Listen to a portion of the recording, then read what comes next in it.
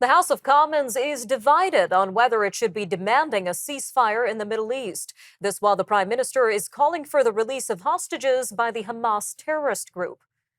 Prime Minister Justin Trudeau called on Hamas to release all of the hostages taken into Gaza, which he says may include at least 3 missing Canadians. Michael Chong, the CPC foreign affairs critic, cautioned that a ceasefire shouldn't be called for until the Israeli Defense Force has achieved its goal of eliminating the existential threat to the state of Israel. Well, joining us now from Israel to discuss the latest on-the-ground developments in the Israel-Hamas war is journalist Nicole Jansessian. She actually joins us from Jerusalem. Ma'am, thank you again for your time today. Hi, Nima. Thank you very much. So, what are some of the latest developments on Israeli troops at the border with Gaza? Is there any indication that a ground invasion is imminent? Well, actually, there has been indication that it would occur in the next couple of days, but actually, just now we're getting reports out of Gaza that a hospital has been bombed and that hundreds of people are believed to be dead. So that just switches everything in this war right now on its face. I mean, we were expecting US President Joe Biden to arrive tomorrow morning at 10 a.m. and his mission was really supposed to be one of trying to contain this war and to prevent escalation. He was also supposed to meet with the Palestinian president and the king, the Jordanian king, and the president of Egypt. But already the Palestinian president has called off his meeting with Biden. And right now there are already riots in the West Bank and in Jordan and expected to spill over into the Arab world. And how do you expect things to play out following this bombing of this hospital in Gaza?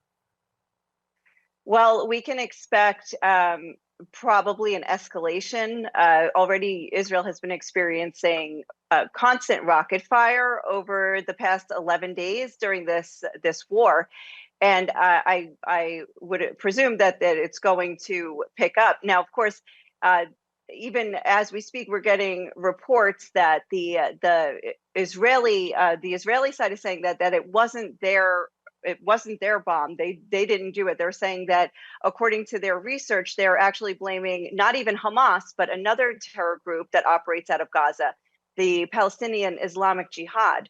And so Israel is claiming that they didn't do it, but it's already been widely reported in the Arab world, and they're calling for a day of mourning. And usually that could be followed by retaliation. So we could expect actually tensions to rise just when we thought this was going to be a time of containment.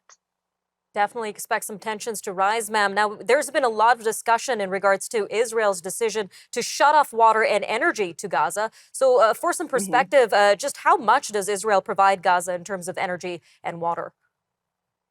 I believe that it's not 100%, but Israel does control the flow of goods in and out of Gaza. For instance, anything that can go in via, the border, Israel does control that.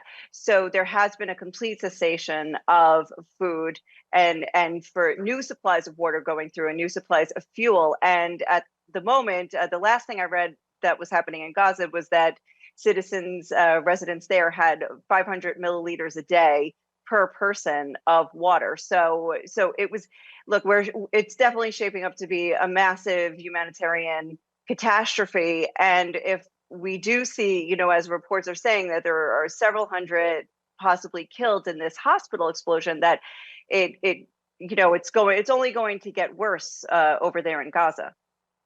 All right, ma'am, just about a quick minute left here, but what will you be keeping Mhm. your eyes on in terms of your coverage of this ongoing war?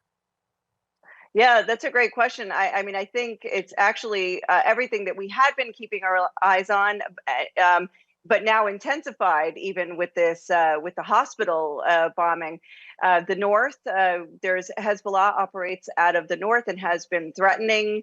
They operate out of southern Lebanon, which is the north of Israel, and we had seen skirmishes back and forth, rockets. Yeah, a few each day, but nothing catastrophic at this point. But the But Israel has evacuated its residents along the northern border, and the rockets have come out of both Lebanon and Syria through Iranian proxy groups.